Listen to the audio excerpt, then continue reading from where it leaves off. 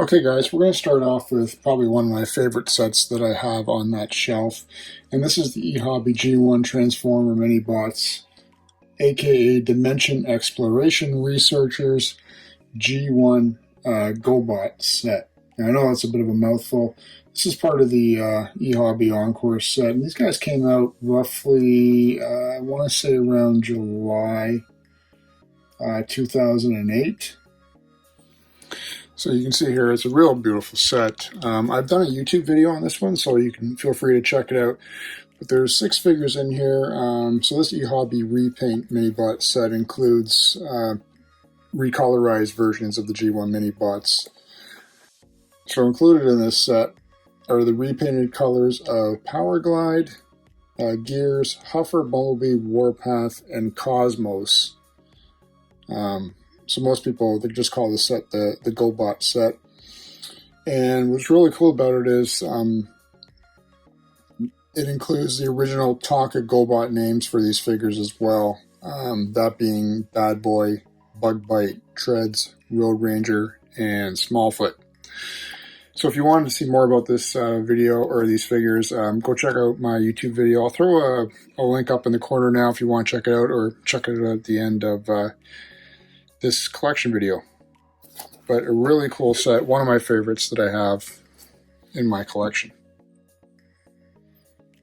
Okay, next is another favorite figure of mine, mainly because this is one of the first figures I purchased back at TFCon 2011 when I got back into collecting Transformers after quite a long hiatus. So he's got a bit of sentimental value for me. I have done a video on this guy as well, so if you want, you can check him out on my channel. But this is Overcharge, triple changer. He was created back in 2005. He's an eHobby exclusive redeco of the original Blitzwing toy. So if you're a fan of Blitzwing, you're already very familiar with this figure. He obviously transforms from a robot to a Mitsubishi Type 74 tank or a MiG-25 fighter jet. He does have spring-loaded missile launchers, which is really cool. It does come with the decal sheet and all that. You'll notice as well, I'm not going to keep flipping these figures over, but the eHobbies tend to have the standard background on the back, so I'm not going to focus on that. I'll just show you the figure there, and you can see he's actually numbered 72, which was, I believe at this point, an unused number, and that's why they gave it to him. Unused, at least in the Japanese Takara Transformers numbering system, so that's why he was designated this number. But check him out if you haven't seen this figure before or know much about him. I'll throw a link up as well for him, eHobby Overcharge. Okay, the next figure on the shelf is, as you can see here, we're going to start dealing with the Seeker figures. This is Ramjet. Now, this is part of the eHobby Collector's Edition, or Takara's Collector's Edition. There's no notable changes with this guy compared, or in terms of comparing him to his G1 original. As I said, this Collector's Edition Ramjet, this is exclusively available only at JAFCON 10 back in July 2001. The set is still sealed, still in its original, I guess, shipping wrap. It was originally purchased from TF Source. I did not buy it from TF Source. This was a purchase off of a dealer that I was introduced to. And I don't normally expose this guy to light because, as you can see here, he's still minty white on the inside. So he actually hasn't seen the light of day for I don't know how many years. But along with this guy being the exclusive figure purchase at JAFCON 10, he was sold alongside his partner Thrust. So we have D56, D57, Thrust, another favorite Seeker of mine. Again, still sealed, still an original purchase from tfsource.com. And yeah, 2 great figures back in, or created back in 2001. Really like these hobby figures. I don't know what drew my attention to, or my interest towards these e-hobby figures originally. I think it was just the name e-hobby itself. I didn't know anything about it. It was Japanese. I tend to get drawn into not necessarily lore, but certain sides of collecting that I had never heard of or was introduced back when I was into G1 figures back in 84, 85. So when I come across names like e-hobby or other ones like that, I sort of dive right into it right away and really get interested in them. So aside from it being e-hobby and special collector's editions, 2 really great figures that if you can find them still, I'd have them in your collection. Okay, continuing on with the Seekers, I might as well go with another pair of figures that were sold together. This is Skywarp, reissued back in 2001 as well. So the original Skywarp toy was reissued for the first time back in 2001 as part of Takara's small collector's edition series. And essentially what the collector's edition series is, if I haven't mentioned it yet, it made several G1 toys available as convention exclusives. And they were obviously sold in this new open face style packaging. They tended not to have any notable changes from the original figures, as I've stated before. So Skywarp here was an exclusive at the Japanese science fiction convention called Super Festival 21. And he's available only in a set with this other guy right here.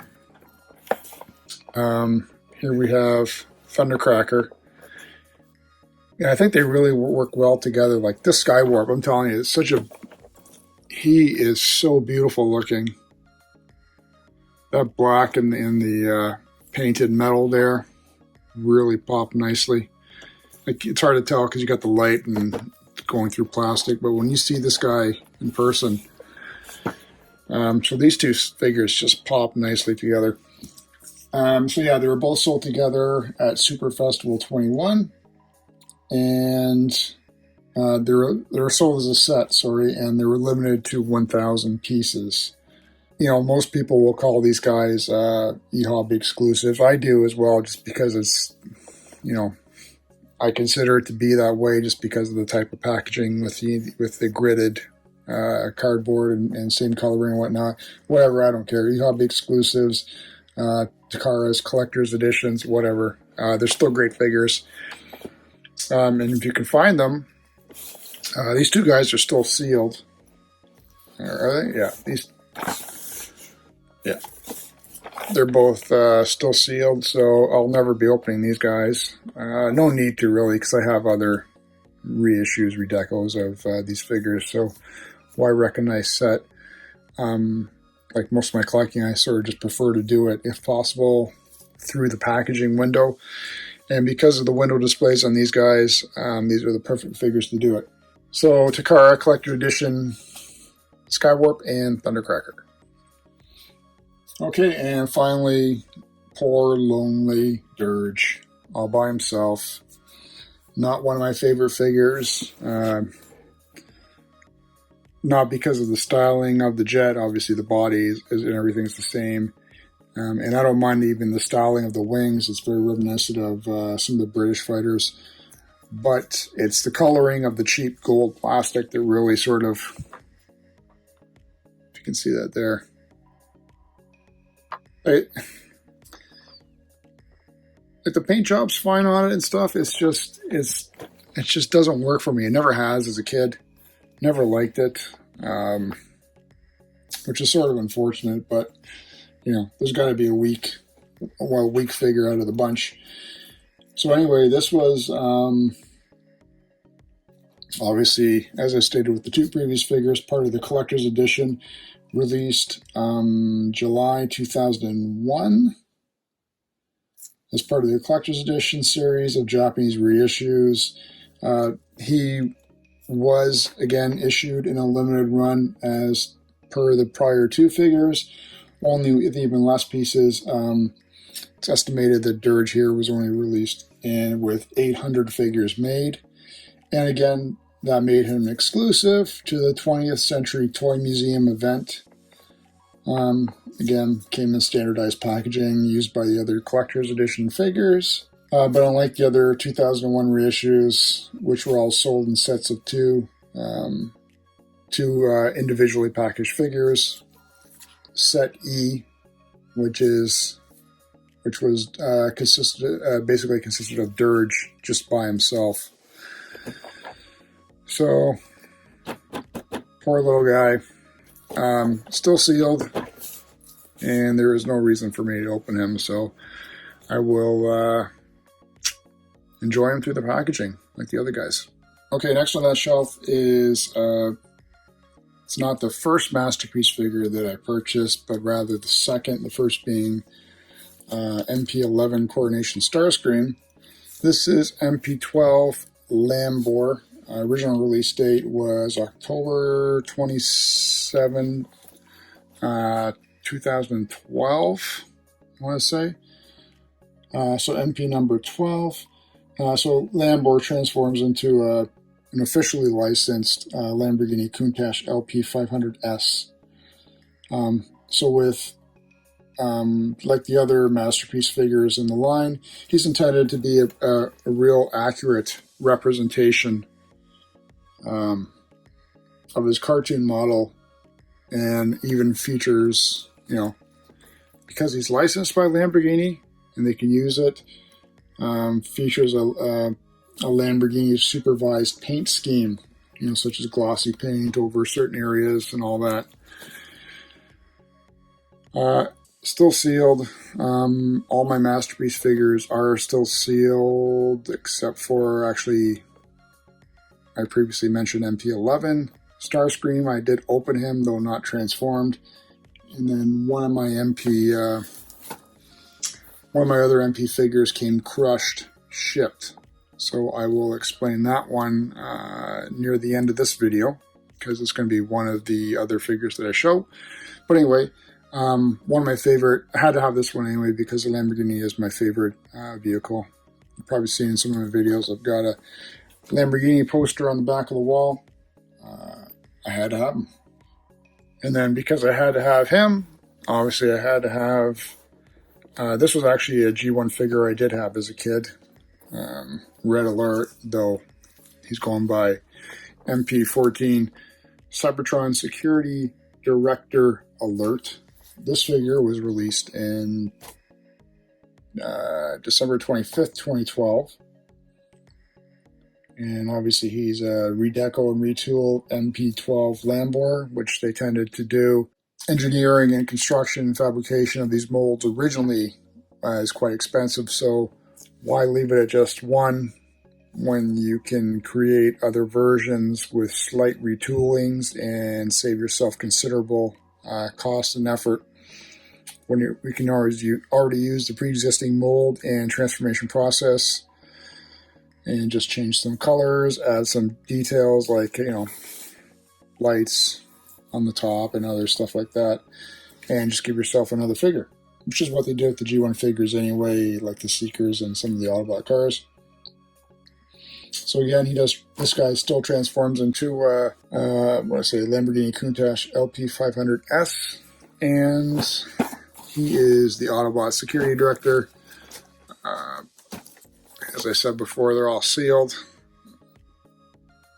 but beautiful, beautiful packaging. They couldn't have done better, in my opinion.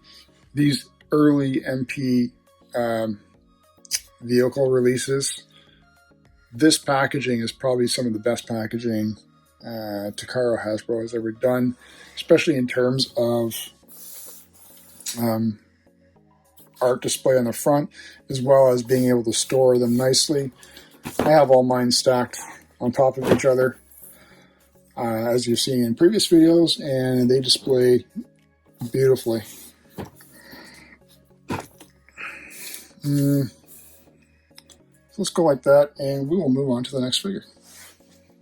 Okay, next is MP17. Now this is Prowl. They could actually use his name. They didn't have to give him some other weird name. Cybertron Military Strategist Prowl. He was released September 26, 2013, and he is licensed, as the previous figures, an officially licensed Nissan Fairlady 280ZT. I always, my neighbor actually had a convertible Nissan, so that's where my fondness of these, this particular mold came from. I never had Prowl as a kid. I don't believe I did anyway. But a great figure. So these are the, as I like to call them fondly, or yeah, I guess fondly, the Nissan brothers. The next guy is Streak. So he transforms into, as I said before, a Nissan Fairlady 280ZT. And there's not much else to say about him, aside from the great coloring on him. Doesn't do him justice because we're looking at a cardboard box through a plastic protective cover. But if you were to see him in person, this guy really pops. Really nice figure. Okay, so let's just keep putting these guys up the same way and move on to the next set. Okay, next on the docket is MP19. This is Cybertron Visionary Tactician Smokescreen. Again, just a retool of those two guys. Still transforms into a Nissan Fairlady. But it's been modified to actually look like an electromotive Datsun 280ZX Turbo. And that's just with the body molding around it and whatnot too. As you can see here, these guys don't have the same front or sides or back. So it's a little bit of a change. They also did some slight new features on this guy in terms of they gave him like new head, shoulders, upper arms, front bumper, rear bumper, spoiler, front window, and shoulder rockets compared to the original Prowl. So another great figure. I've never had him as well, but beautiful, beautiful MP version of it. Okay, so now for another fan favorite. This one is Bumblebee, or as known in the packaging, MP21 Cybertron Espionage Bumble. Release date for this guy was November 2014. So he comes with his own laser gun pistol. What's cool about this figure, though, is there's an exosuit that comes with it.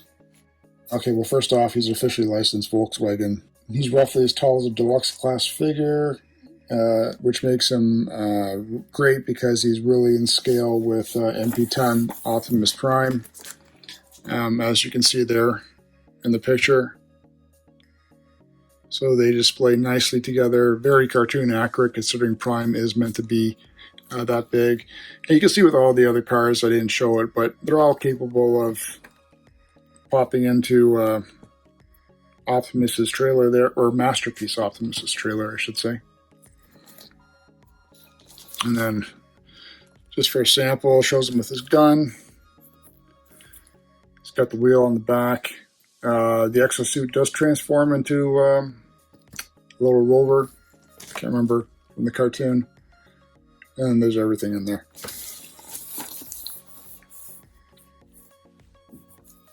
There are no die-cast parts on this Bumblebee, though. Aside from that, really great figure.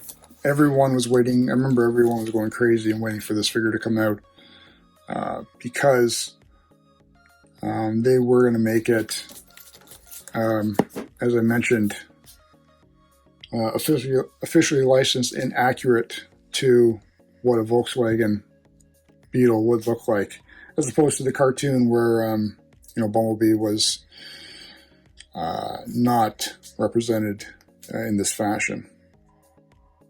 So MP21 Bumble.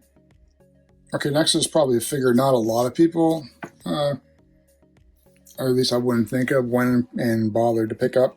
I liked it because at the point of this guy's release, which was in February 2014, I was big into collecting or going after G2 figures, and this is, and this guy here is G2 Sideswipe. So we'll take, there we go.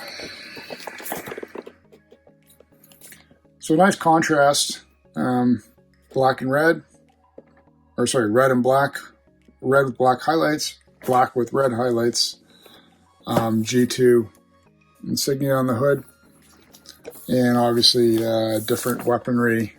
G2 Sideswipe came with these two particular guns.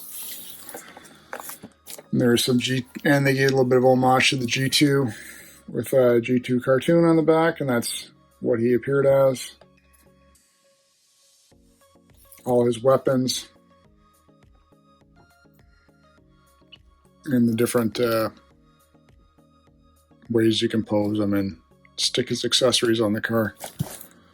I liked it just because it was a Lamborghini, and as I said before, I was into the G2 figures at the time, so that is why I picked them up. Okay, next on the docket is MP25 Cybertron Warrior Tracks. I was never really a Tracks fan, cartoon-wise, but I thought they did such a great job with him. He was released in November 2015, and again, officially licensed Corvette Stingray. He does have all the features that he was you would have seen in the cartoon, in terms of being able to fly, per se. They even brought a stand so that when you extended his wings out, you could obviously stick him on there, and he could then appear to be flying. His own figure, hood comes up. There's him in size comparison to the previous Autobot vehicles, a little bit taller. Even comes with a little, I'd even call it like a WST, non-transforming blaster. It's all part of, most of these accessories that you would see with these figures, if there's any sort of significance of it, it would have been because you'd seen it in the cartoon. Might have made like a brief appearance in the cartoon or whatnot. So there we go. Tracks. Okay, well, if you're new from hearing me say previously that I was a big Lamborghini guy, then you knew this guy was coming at some point or another. Sunstreaker, a G1 figure I did own, and was extremely looking forward to seeing the release of this guy, which was December 2017, so fairly recently. But just a beautiful job on him. The yellow always popped. I always liked the Sunstreaker character. I always liked him in the comics.